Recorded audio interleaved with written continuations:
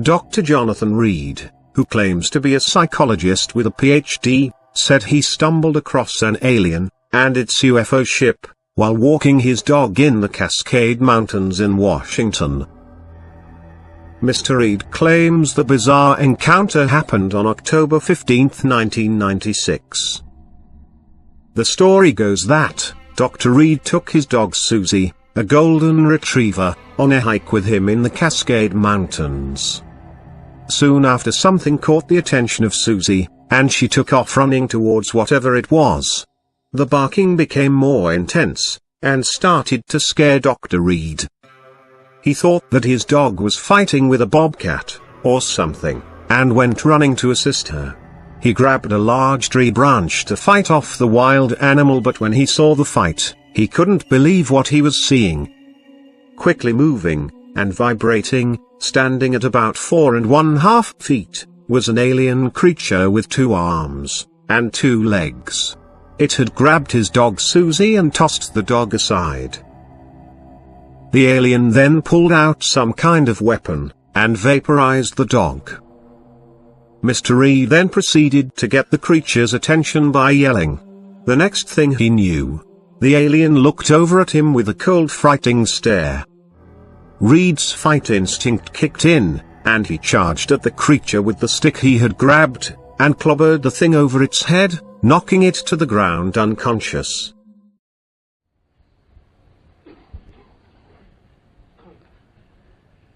Do we have audio? It's not really critical.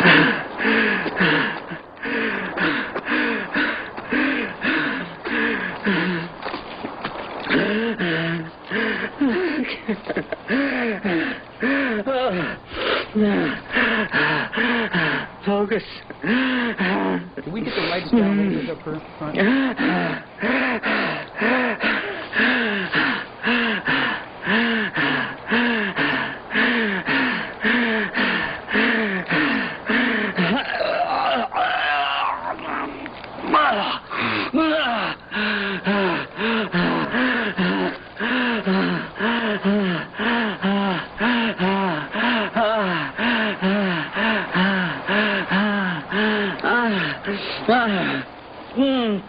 Suzy.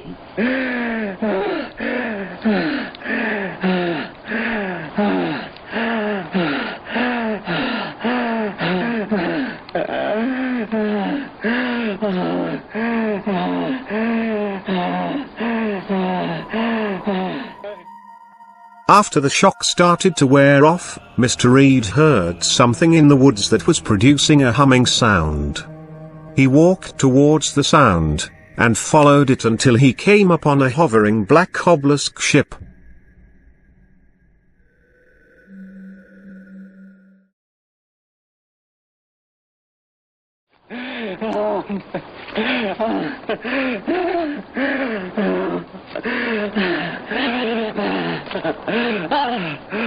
This is an electromagnetic disturbance. We believe it was caused by the obelisk, which is the black thing you'll see here shortly. Oh, come on, work. Fuck, come.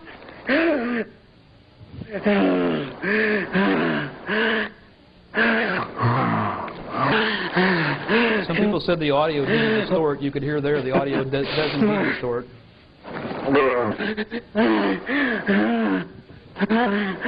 Unless Dr. Reed just turned into a devil cow or something.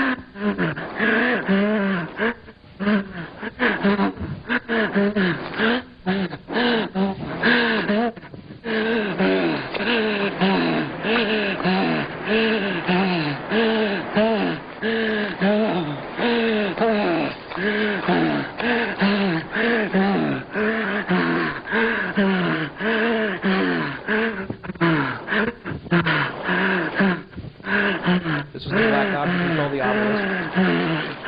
Dr. Reed called the obelisk. Come on, work. Come on. I can't believe it. He's saying that because he can actually see in the viewfinder that this distortion is occurring. He's concerned that nothing is being recorded.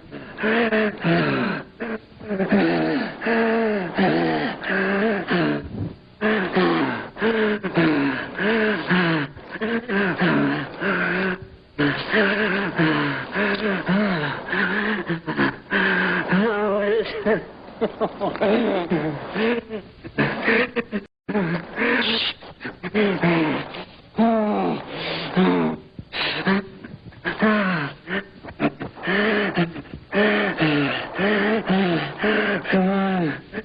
on. It's going to pull back in just a second, far enough away that the electromagnetic disturbance doesn't bother them.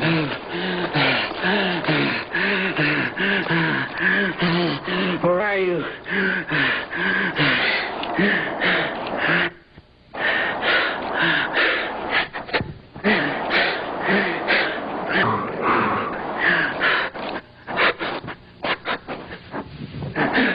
This is from about 100 feet away from me right now. He's standing on top of some trees that have fallen.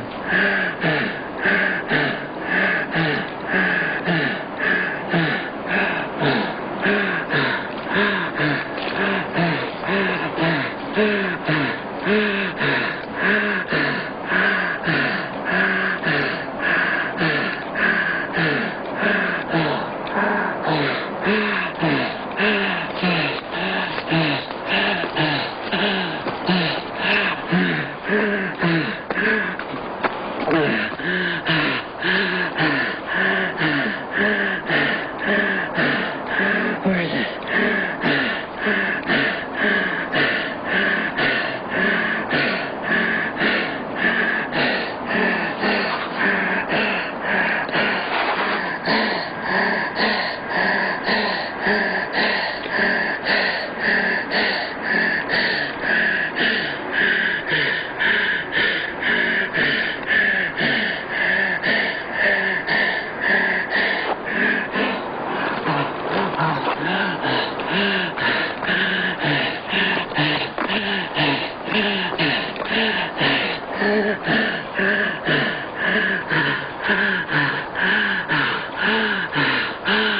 And you can see that the foliage in the forest there, the branches and the plants actually get in the way right here of it. So, I mean, this is a physical object. It's obviously there.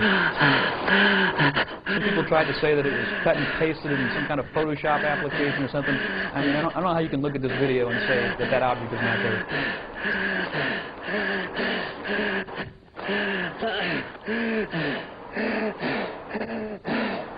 You see it?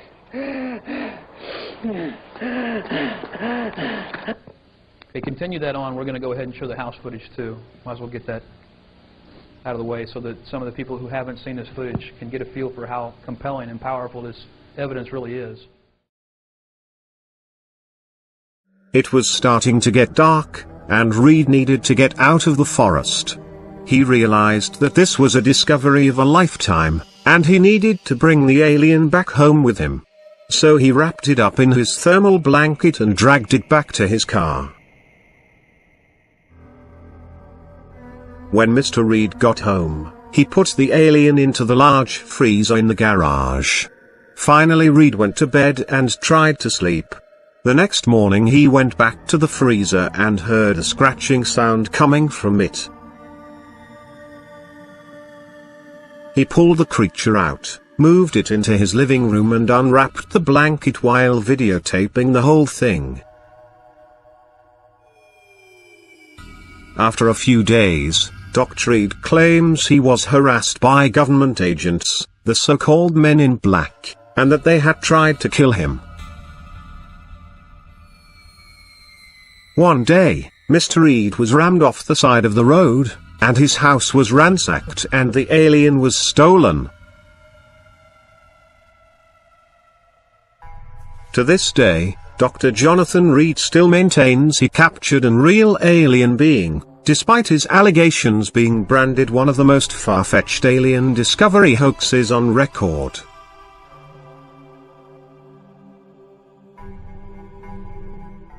Wait, there you go.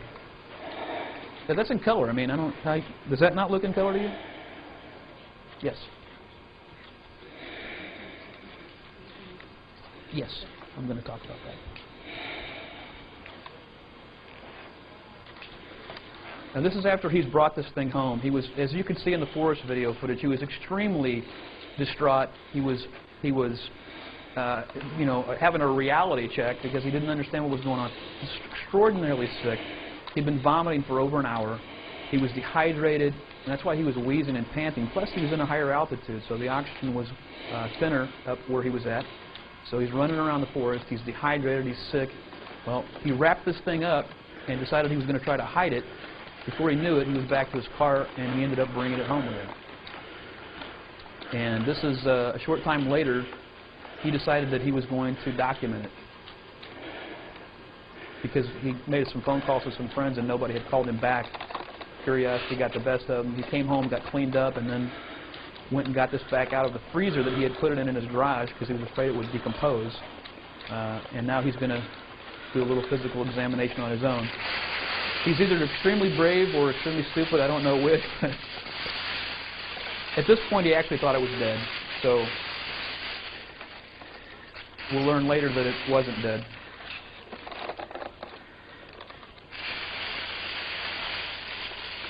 This is the thermal blanket he wrapped it up in, and he had some straps he had wrapped around it that he'd taken off his backpack.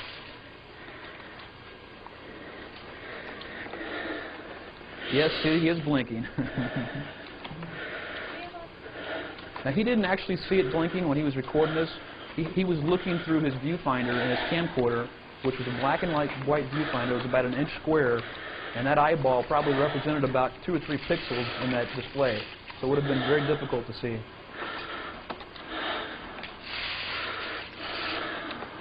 Pardon? I can't. The creature was approximately 4 to 4.5 feet tall. He measured it. I don't know the exact number. I think he said 4 feet tall, 4.5. It weighed about 40 to 50 pounds. Extremely light. It was wearing a black one-piece suit that covered its hands and feet seamlessly. There appeared to be no seams or buttons or zippers or anything. It just appeared to be totally rounded. As you can see, it's kind of a turtleneck, so to speak. It's kind of a long neck.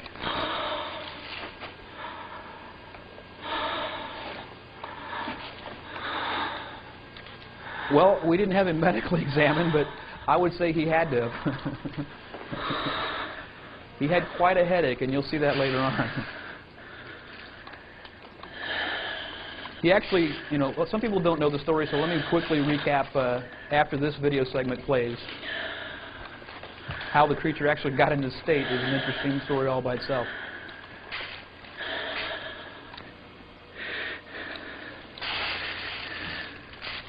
You watch the eye there as it kind of opens as he turns its head.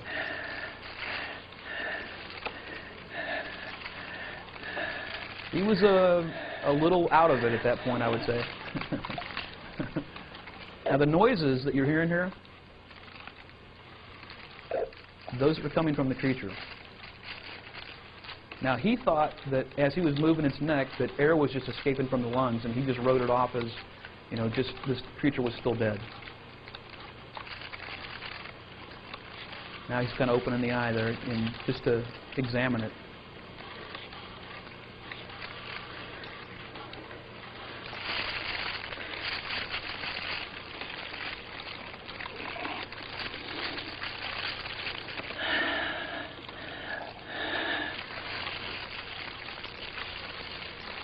He's filming with one hand and moving it around with his other, so it's kind of hard. You can see him kind of feeling out there because his distance perspective is a little off looking through the camcorder.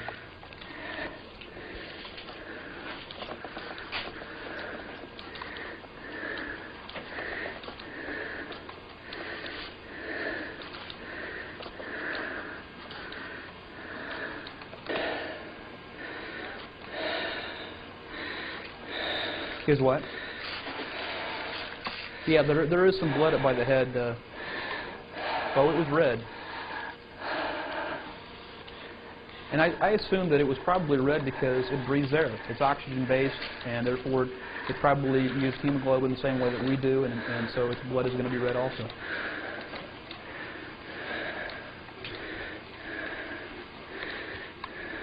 Can somebody repeat that question for me up front? No, this is the same footage that we showed. I'm just showing this so that other people who haven't seen it can see it. Some people may not have a good recollection of all the footage. Now this is the same footage. Okay, you win. I can argue. This was filmed in October of 1996. Now he actually had the encounter on October 15th. This is sometime that evening, late that night. Okay. Yes, this is not the original. This is a copy of the original. The actual original, I believe, was stolen. This copy happened to have been sent off to a relative or a friend, I'm not sure which, and that's how he ended up still having it, because everything was taken out of his house. That noise came from the creature again.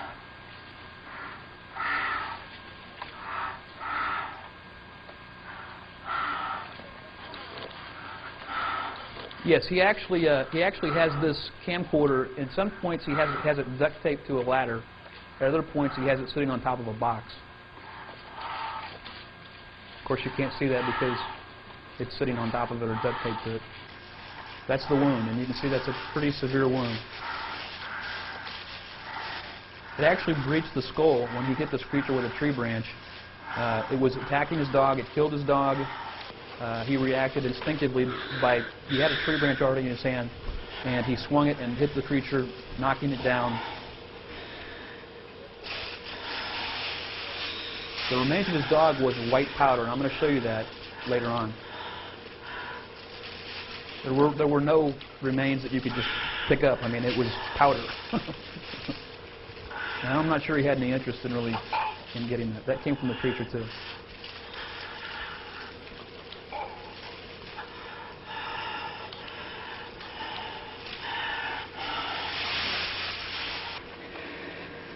Okay, I think you can stop the video at that point. You can see the whole body is there and everything. So, some people say it was just a head at one point.